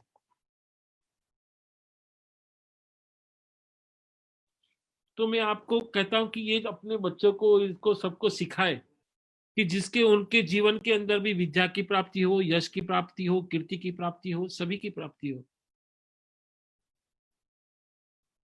और जो भी रोगी है उनको बिठाए, 11 बार उस मंत्र का इस स्तोत्र का पाठ करके उस ग्लास के अंदर, पानी की ग्लास के अंदर फूंक मारे और उनको पिलाते रहे। आप कुछ ही दिनों में देखेंगे जैसे जैसे आप रोज पानी पिलाते जा रहे हैं वैसे वैसे उसके रोग का निराकरण होते जा रहा है। ये मेरा अनुभव है, आप खुद इस चीज का अनुभव करें। और आप जिस दिन ये अनुभव करेंगे कि आपके अड़ोस पड़ोस में आप किसी को पानी दे रहे हो, पिला रहे हो और सुखे, तो एक ध्यान रखना, उसके पास से कभी भी पैसे की मांग कभी भी मत करना। आप ये बोलना एक गोनी अनाज की दे दे और कबूतरों को डाल दे, या कुछ रोटी बनाकर कुत्तों को डाल दे, कुछ गायों को चारा खिला दे। इस तरह की मांग रखना है। पैसे की मांग रखेगी तो इसकी जितनी भी शक्तियां हैं आपके पास अनाज चली जाती है। क्योंकि कोई भी मंत्र साधना ये भी है, ये जो साधना है ये ये पैसे कमाने की साधना है, नहीं है किसी जीवन का उद्धार करने के लिए। तो अभी यहाँ पर हम वापिस शुरू करेंगे और आप मन लगाकर जिस तरह में भगवान की आपको कल्पना की है, उस कल्पना के माध्यम से आप ध्यान करें कि गुरु के मुख से इस मंत्र को धारण करते हुए भगवान मेरी तरफ कटाक्ष भरी नजर से देखकर मेरे जीवन के अंदर परिवर्तन हो रहा है, ऐसी भावना करें और इस मंत्र का अनुसरण करते हुए आप भी मनी के मन के अंदर बोले। और यहाँ पर माइक बंद है, आप जोर से भी बोलना चाहते हैं तो बोल सकते हैं। तो अभी आप ध्यान करना है कि आप पृथ्वी के ऊपर उठे हुए हैं, आप पृथ्वी को पूरी तरह से देख सकते हैं और अपने दोनों हाथों को इस तरह से इस पृथ्वी के ऊपर रख रहे हैं, ऐसा ध्यान करना है और अपनी भावना देते हुए करना है कि इस सृष्टि के ऊपर जितनी भी जीवात्माएं हैं, उस सभी जीवात्माओं का कल्याण और शांति हो और ये जो कोरोना वायरस है, वो कोरोना वायरस खत्म हो जाए। भगवान शांतिनाथ के नाम का स्मरण मात्र से वो सारी शांति फैलती रहे, ऐसा ध्यान करना है। और अभी यहाँ पर शांतिनाथ भगवान का वापस जाप करेंगे। मेरे साथ में सभी जन बोलेंगे, ओम ह्रीं श्रीं अरहं शांतिनाथ स्वरूपम नित्याय स्वरूपे करुणे स्वरूपाय मंगलाय ऋषि प्राणहस्तार स्वरूपमाय ओम ह्रीं प्रां ह्रीं स्वरूपम चिदे शांति स्वराय स्वरूपे ओम मंगलाय हरि ओम ब्रह्म ब्राह्म स्वरूपम चित्त स्वरूपे ओम शाम शांति चिदे शांति करता पुष्टि करता रुष्टि करता सृष्टि करता सूर्यंत स्वरूपे ओम ब्रह्म ब्राह्म ह्रीं स्वरूपम चिदे मंगलाय हरि स्वरूपम चिते ओम मंगल स्वरूपम चिते प्रताड़वे ओम पावित्र स्वरूपम चिते मंगलाय हरि ओम पापनाशन पापम स्वरूपम चिते सर्ववित्राण सर्व विग्रह स्वरूपम चिते ओम ह्रीं श्रीं हरि स्वरूपे ओम संचय ओम शांतिनाथ स्वरूपम चिते महादेवा स्वरूपे ओम शांतिनाथ को की जो जाप कोड़ भवोरा कापे पाप शांतिनाथ जी मोटा देव सुनर सारे जे नीचे दुख दारिद्र जावे दूर सुख संपत्ति होवे भरपूर ठग फांसी करा जावे भाग बढ़ती होवे शीतल आग चौद राज लोक में कीर्ति गणी शांति जिनेश्वर माते धनी जो जावे राजा देवे अधिक खड़गुमड़ पीड़ा मिट जाए देखी दुश्मन लागे पाए सगड़ो भांग्यो मन नो भ्रम पामना सम की काप्या क्रम सुनो प्रभु मोरी अरदास हूँ सेवक तमे पूरो आस मन चिंतित काज करो चिंता आरती विघ्न हरो मेटो मारो आड़ जंजाड़ प्रभु मुझ में तू नयन लिया आप की ठामो ठाम आप सुधारो प्रभु मारा काम जो नीच प्रभु जी ने रचे मोती बंदा फूला कटे ते लावण दोनों जड़ जाए विसौसर कर जावे कीड़ो कमड़ो जर जर जरे शांति जिनेश्वर साता करे गर्मी व्याधि मिटावे रोग शरण मित्र नो बड़े सहयोग देवो देव नदी से और नहीं चाले दुश्मन को जो लुटारा सब जावे भाग दुर्जन पीटी होवे दास शांतिनाथनी कृपा गणी कृपा तमे त्रिभुवन गणी फरज करू છું જોડી હાથ રાખશું નહીં કોઈ છાની વાત देखी रहा છો પોતે आप काटो प्रभु जी मारा पाप तुम संग जग माही नहीं कोई तुम गजवाती साता हो तुम पास चले ना मर की रोग तावत जेरो नाके तो मारी मिटाई की दी प्रभु शांत तुझ गुणों नहीं आवे तुमने समरे साधु सती तुमने समरे जोगी यति काटो संकट राखो मान अविचल पद नु आपो स्थान समंत अडार चोराणु जान देश मावड़ो अधिक कर जावरा चेतर मास हूँ प्रभु तुम चरणों को ऋषि रघुनाथ जी की तो संत काटो प्रभु जी मारा पर तू जो प्रभु जी की बाट आरती चिंता सविका। मेरे पीछे सब जन बोलेंगे, शांतिनाथ जी शांति करो शांतिनाथ जी शांति करो सभी जीवों को सुखी करो सभी जीवों को सुखी करो शांतिनाथ जी शांति करो शांतिनाथ जी शांति करो सभी जीवों को सुखी करो सभी जीवों को सुखी करो। तो अभी आपने जिस तरह भगवान शांतिनाथ भगवान का स्तोत्र और जिसकी माँ शांतिनाथ भगवान का आपको स्वरूप का वर्णन बताया है, आज जो शांतिनाथ भगवान का यहाँ पर जाप किया है,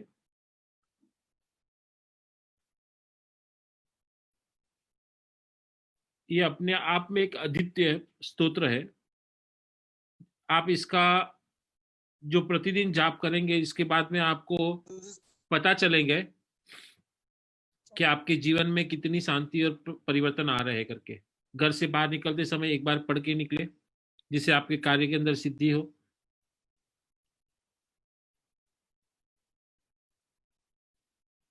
और जिस तरह मैंने भगवान श्री शांतिनाथ भगवान का आपको वर्ण बताया है, उस वर्ण को आप ध्यान करें, क्योंकि एक ध्यान करना कि शांतिनाथ भगवान जन्म होने से पहले ही भगवान के महल के अंदर रत्नों की बारिश होने लग गई थी। जन्मते वक्त बारिश हो गई, नाना प्रकार के पुष्पों की बारिश होने लग गई थी। जहां महामारी थी, खाली गर्भ में आते ही महामारी खत्म हो गई। इस धरती को 6 खंडों के अंदर विभाजन किए गए हैं। इस 6 खंड के ऊपर राज करने वाले प्रथम 5वें ऐसे चक्रवर्ती थे कि जिनके पास में इतना सारा हाथी घोड़े से लगाकर इतना सारा सब कुछ था। अनायासी इंद्र देवता सभी जैसे कहते हैं कि आप इच्छा करते हो और वो इच्छा इतनी गाढ़ हो जाती है, तो प्रकृति भी आपको वो मदद करने में तत्पर रहती है।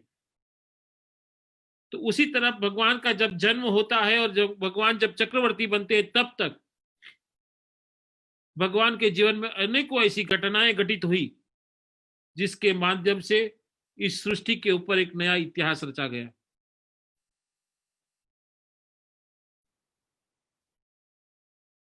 और शांतिनाथ भगवान, जहां जिस घर के अंदर इसका नामस्मरण मंत्र और छंद बोला जाता है, वहां पर कहते हैं कि भगवान खुद ही भगवान तो खुद नहीं आते, क्योंकि मोक्ष में चले गए हैं। मोक्ष में जाने के बाद में कोई भी नहीं आता है, मगर उनके सहायक जो देवी देवता है, उनके सहायक गरुड़ और जो देवी है, वो आपको आके मदद करती है। वो देवी और यक्ष और यक्षिणी आपको आकर जो मदद करती है, वो आपको धर्म, अर्थ और काम और मोक्ष, ये चारों पदार्थ को प्राप्त करवाती है। तो भगवान का नामस्मरण ये हमेशा प्रतिदिन अपने मन के अंदर होना चाहिए। जिस तरह ऋषि रघुनाथ जी ने इस 16 छंद को, जैसे एक एक छंद के अंदर षोडशी महाविद्या के उस बीज मंत्र को समाहित किया है, और इसके पाठ से धन की अपने अपने घर के अंदर आवागमन शुरू हो जाता है। धन की कमी नहीं होती उसके घर में। आप इसका प्रतिदिन जाप करें सुबह और शाम को, निश्चित आप इसको फल की प्राप्ति होगी। और मैं चाहता हूं कि सभी के जीवन के अंदर ऐसी शांति और सुख हो, और ऐसा राजपाट भोगे जैसे भगवान ने भोगा था। तो उसके लिए कर्म करने का आवश्यकता है। जैसे भगवान के उसके 11वें जीवन के अंदर भगवान के 12 अवतार हुए, 12 अवतारों में से 11वें अवतार के अंदर भगवान ने जिस तरह पूरे राज्य के अंदर अहिंसावाद किया था कि किसी भी प्रकार की हिंसा नहीं होनी चाहिए, उसी तरह अपने जीवन के अंदर भी ऐसा महत्व रखो कि किसी भी प्रकार की हमें हिंसा नहीं करनी, किसी भी प्रकार की जीव की हिंसा नहीं करनी है, न उसका भक्षण करना है। जिस दिन ये भावना मन के अंदर आ गई, सबके प्रति प्रेम की भावना आ गई, सबके प्रति करुणा की भावना आ गई, तो निश्चित है आपके भी पुण्य का उदय होगा, जिसके माध्यम से आप भी उस भोग को भोगेंगे जो भगवान शांतिनाथ भगवान ने चक्रवर्ती होते हुए भोगे। बचपन से लगाकर चक्रवर्ती और दीक्षा होते समय, और दीक्षा होने के बाद भी सारे देवी देवता समोशरण मान के पग पग के ऊपर उनकी सेवा के लिए तत्पर रहते थे। ऐसे भगवान की स्तुति करने मात्र से मनुष्य के जीवन के अंदर परिवर्तन आना शुरू हो जाता है। जितने भी आपको छलने वाले हो, आपसे कपट करने वाले हो, वो अनायासी दूर होने लगते हैं। आपको विघ्न डालने वाले हो, आपके ऊपर की ईर्ष्या करने वाले हो, वो भी दूर हो जाते हैं। आपको किसी कार्य के अंदर फंसाने वाले हो, वो कार्य भी आपको दूर हो जाता है। राज दरबार से आपको मान और सम्मान मिलना प्राप्त हो जाता है। दोस्तों में आपको मान सम्मान मिलना प्राप्त हो जाता है। अपने परिवार के अंदर मान सम्मान मिलना प्राप्त हो जाता है। और जो थोड़े से इस समय देने से जो इतना सब कुछ प्राप्त हो सकता है, तो मैं तो बोलूंगा जो होशियार इंसान होगा वो प्रतिदिन इसका पाठ करेगा। कितना टाइम लगता है एक पाठ करने में? मिनिमम 2 से 3 मिनट लगती है। 2 से 3 मिनट सुबह और 2 से 3 मिनट शाम को, और घर से निकलते समय 2 मिनट बाहर। तो देखें आप अपने जीवन के अंदर कितना परिवर्तन कर सकते हैं। सभी को आशीर्वाद है। और मैं चाहता हूं कि इन ब्रह्मांड में रहे हुए जितनी भी जीवात्माएं, उन सभी जीवात्माओं का कल्याण हो, उन सभी जीवात्माओं को शांति मिले, और उन सभी जीवात्माओं को अंत में मोक्ष की प्राप्ति हो। और आप जन भी, हमारी कहते हैं कि अपने लिए तो पशु भी जी जाता है, दूसरों के लिए जीवन जीता है वो इंसान कहलाता है। तो आप भले आर्थिक या शारीरिक रूप से मदद नहीं कर सकते, मगर मानसिक रूप से जो आप मदद कर सकते हैं, तो एक ध्यान करना कि आप इस पृथ्वी से ऊपर उठ चुके, आप पृथ्वी पूरी देख रहे हैं, दोनों हाथ पृथ्वी की तरफ करके आंख बंद करके ध्यान करना है और कहना है कि शांतिनाथ जी शांति करो, सभी जीवों को सुखी करो। इतना 5 मिनट बोलना है कि सभी जीवात्मा को सुखी करे। हमारा स्वार्थ अपने को नहीं देखना, सभी जीवात्मा की शांति करनी है। और सभी को मैं आशीर्वाद देता हूं कि सभी का कल्याण हो, सभी का मंगल हो, सभी के जीवन में शांति हो, और सभी मंगलमय आयुष्य के साथ जिए। ऐसी भावना के साथ में मैं यहाँ अपने शब्द को विराम देता हूं और सभी का मंगल कामना के साथ में आशीर्वाद देता हूं।